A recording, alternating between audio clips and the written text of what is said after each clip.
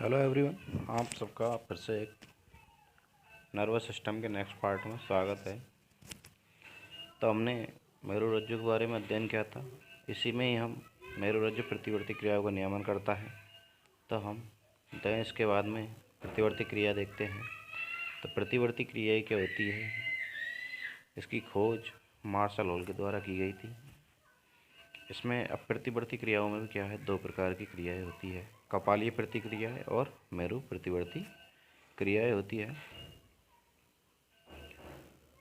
अब देखते हैं कपालीय में क्या होता है। तो ये कपाल यानी मस्तिष्क में संपन्न होती है। जो कपालीय प्रतिवर्ती क्रिया होती है ये कपाल या मस्तिष्क में ही संपन्न होती है, जबकि जो मेरुरज्जु होती है, मेरु प्रतिवर्ती क्रियाएं ये मेरुरज्जु में ही संपन्न होती है।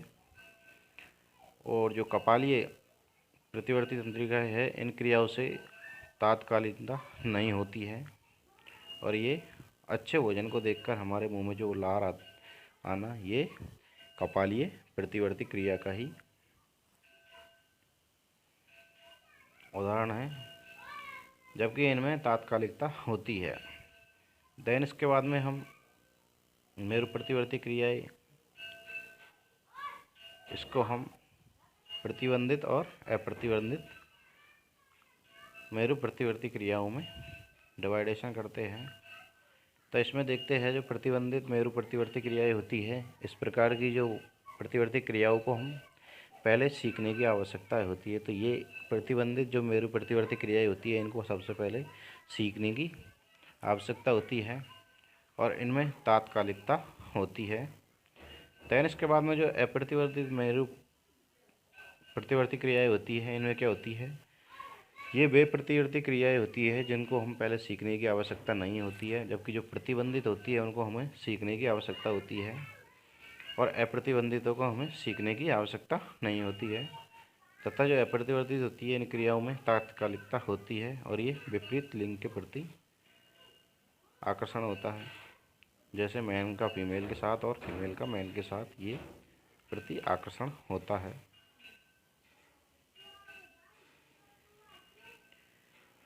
इसी प्रकार हम देखते हैं प्रतिबंधित होती है मेरु प्रतिवर्तियाँ, जैसे स्विमिंग, जैसे तैरना। तैरने में क्या होता है, पहले सीखने की आवश्यकता होती है। और टाइपिंग, जैसे हम टाइपिंग करती है तो उसमें भी सीखने की आवश्यकता है। और डांसिंग, तो नाचने में भी हमें सीखने की आवश्यकता होती है। जबकि साइकिलिंग, इसमें भी हमें पहले सीखने की आवश्यकता होती है। और गर्म वस्तु पर हाथ रखना और नुकीली वस्तु का हाथ पर लगना, ये क्या होती है, प्रतिबंधित क्रिया होती है। जबकि जो अप्रतिबंधित होती है, इसमें क्या होता है, विपरीत लिंगों के प्रति तो टांगों को टांग पर रखकर हम हिलाते हैं, ये अप्रतिबंधित क्रिया आती है। इसमें हमें पहले सीखने की कोई ज़रूरी नहीं होती है। देन इसके बाद में देखते हैं प्रतिवर्ती चाप। प्रतिवर्ती क्रियाओं को के रास्ते को हम प्रतिवर्ती चाप कहा जाता है। तो प्रतिवर्ती क्रियाएं होती है, उस रास्ते को हम प्रतिवर्ती चाप कहा जाता है। इसके बाद में हम देखते हैं स्वायत्त तंत्रिका तंत्र, जिसे हम ANS, ये दो प्रकार की होती है, अनुकंपी और सेकंड होता है ये परानुकंपी। अनुकंपी होती है इस तंत्र का जो निर्माण होता है, जो उन तंत्रिकाओं से होता है जो एपिनेफ्रिन तथा नॉरएपिनेफ्रिन नामक रासायनिक पदार्थों का स्त्रावण करें। जो पैरानुकंपी होती है, इस तंत्र का निर्माण हम उन तंत्रिकाओं से होता है जो एपिनेफ्रिन तथा जो नॉरएपिनेफ्रिन नामक रासायनिक पदार्थों का स्त्राव करें। और इस तंत्र के जो प्रभाव में अंगों में क्या होती है, क्रियाशीलता बढ़ती है। जो एक्टिविटी होती है वो इंक्रीजेज होती है अनुकंपी में।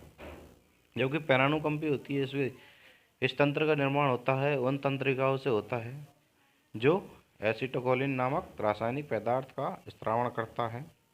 और इस तंत्र के प्रभाव को अंगों में क्या होती है, क्रियाशीलताएँ घटती है। तो पैरानुकंपी से क्या होता है, हमारे इस सिस्टम से क्या होता है, इस सिस्टम के इफेक्ट से जो हमारे ऑर्गन्स होते हैं उसमें जो एक्टिविटी होती है वो डिक्रीज हो जाती है। जैसे हृदय स्पंदन का घटना, जो हमारी हार्ट बीट होती है, जो परानुकंपी के कारण क्या होती जाती है, डिक्रीज हो जाती है। और जो ब्लड प्रेशर का क्या हो जाता है, लो हो जाता है। और हमारी जो रेस्पिरेशन सिस्टम होता है, जो श्वसन तंत्र होती है, वो भी घट जाती है। और जैसे रोंगटे बैठना, और इसमें जैसे पुतलियों का सिकुड़ना, ये क्या होती है, परानुकंपी होती है।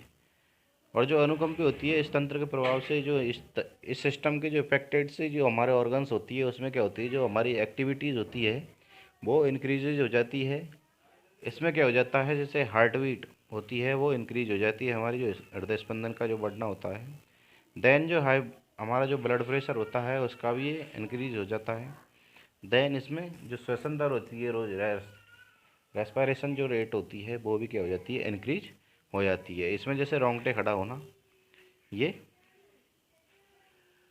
अनुकंपी होती है। इसमें क्या होता है, अचानक ही भय होने पर हमारे रोंगटे खड़े हो जाता है। और जैसे पुतलियों का फैलना, तो जैसे ही हम अंधेरे में एकदम अंदर जाते हैं तो हमारी पुतलियाँ क्या हो जाती है, फैल जाती है। और इसी प्रकार हम जैसे उजाड़े में आते हैं, जैसे लाइटिंग में आते हैं, तो इसमें क्या होता है, हमारी जो पुतलियाँ होती है ये सिकुड़ जाती है।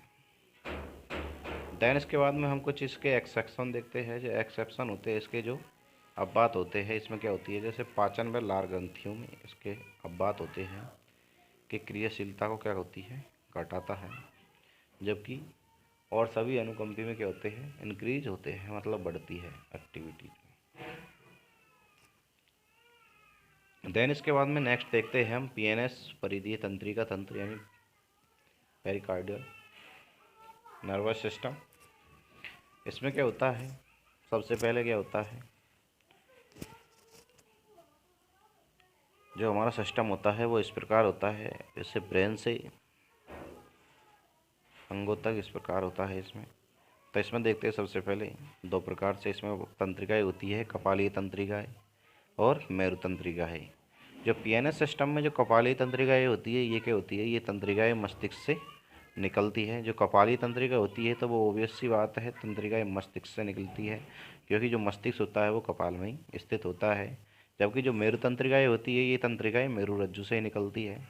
जो हमारी बोन मैरो होती है उससे ही मेरु तंत्रिकाएँ निकलती है। जबकि जो ये कपाली तंत्रिकाएँ होती है, ये तंत्रिकाएँ मस्तिष्क से सूचनाओं को अंगों तक और अंगों से सूचनाओं को मस्तिष्क तक भेजती है।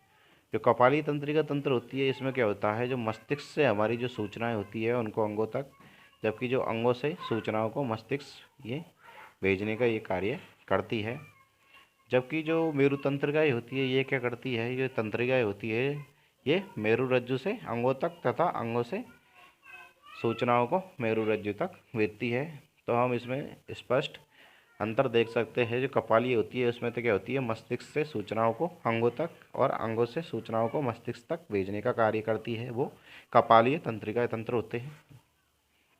देन जो मेरु तंत्रिकाएँ होती है, इसमें क्या होती है, जो मेरु रज्जु से अंगों तक और अंगों से सूचनाओं को मेरु रज्जु तक भेजने का जो कार्य करती है, वो मेरु तंत्रिकाएँ होती है। देन जो कपालीय तंत्रिकाएँ होती है, इनकी जो संख्या होती है वो 12 जोड़ी होती है, मतलब 24। और जो मेरु तंत्रिकाएँ होती है ये 31 जोड़ी होती है।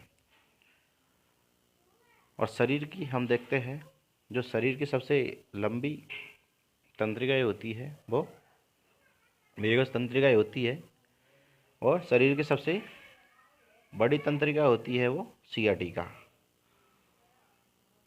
और शरीर की सबसे चौड़ी तंत्रिका भी सियाटिका ही होती है।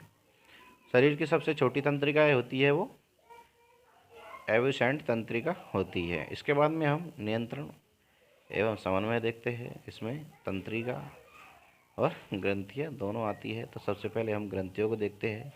तो ये क्या करती है, प्रत्येक ग्रंथि से हार्मोन का स्रावन करती है। और ग्रंथियाँ और हार्मोन की कमी तथा जो अधिकता से होने वाले रोग।